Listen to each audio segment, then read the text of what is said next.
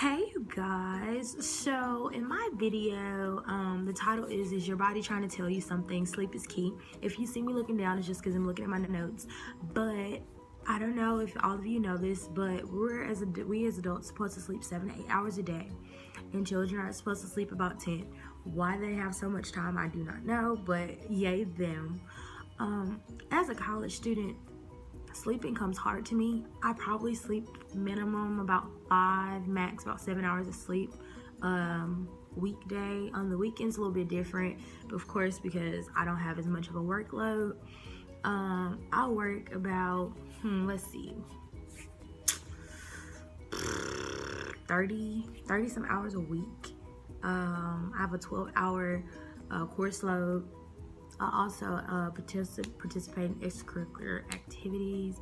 I just have a lot going on, and I also try to work out about 3 days a week if possible, and I participate in group fitness activities in the ARC. So you can see like my course load is pretty up there, right? So with that being said, how does sleep play a role in my life? Well, sometimes it doesn't. There are times when I have to choose staying up to the wee hours versus getting sleep. And that's not always great, because now as I've taken on a job this semester, I've noticed that I get very moody. My attitudes change. I look at people a little bit differently. I'm not always as happy as I could be if I was getting much more sleep. I stress a lot more, so with stress and not getting enough sleep, that's not a great combo. Also, I just think about things differently. I get a little negative. When normal times I'm not as just being a positive person, very optimistic. So those are just a few things, like the way sleep affects me when I'm not able to get it. Also, if you guys don't know, sleep deprivation is just lack of sleep. So also in one of my videos under Dig Deeper, you'll find where I included just a video on how you can figure out if you're getting enough sleep or not. So when someone does not get enough sleep, it affects their health. Some might not know this, but it actually does. It affects your blood pressure. It can affect you getting diabetes in the long run, pre-hypertension, cancer, just a number of things. And it's very important, it's key for us to get enough sleep, because sleep not only affects the way we interact in our daily lives, it affects just our health in general. It affects the people we interact with. It affects us driving. If you're not getting enough sleep, there is a chance that you fall asleep at the wheel. And if you're falling asleep at the wheel, there's a possibility that you don't see that car that you thought wasn't there but was actually there, and you're getting over in someone else's lane, and before you know it, you're in a car accident.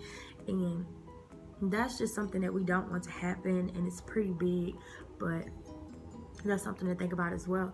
Also, when you're sleeping, a key thing for your body is so it can, rebuild. So when you go to sleep, your body and your heart rate, slows down.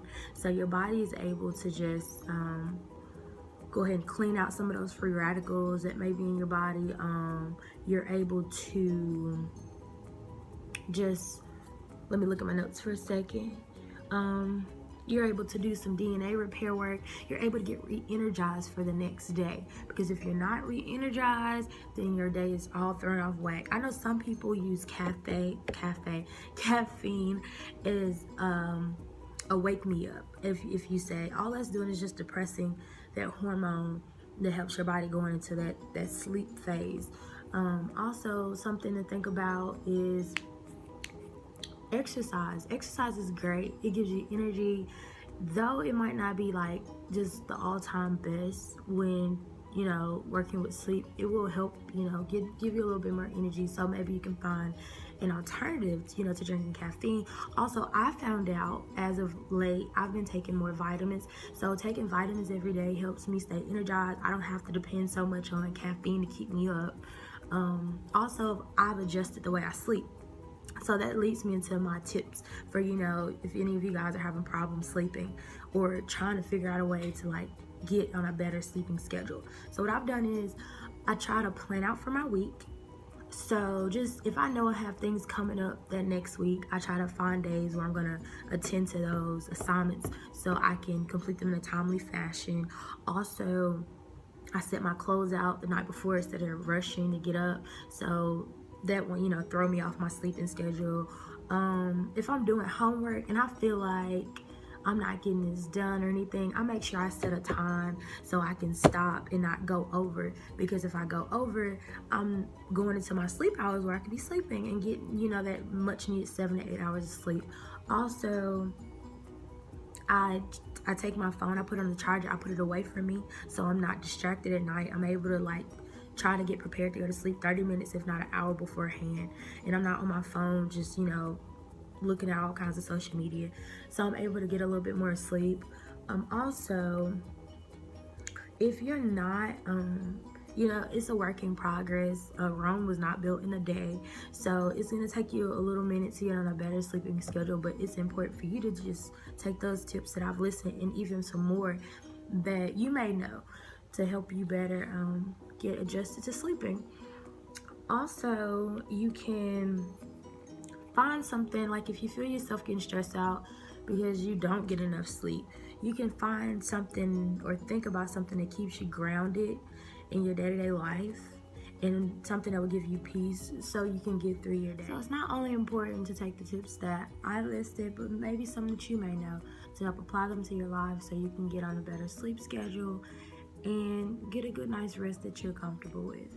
So thank you for watching, and I hope you got something great out of it.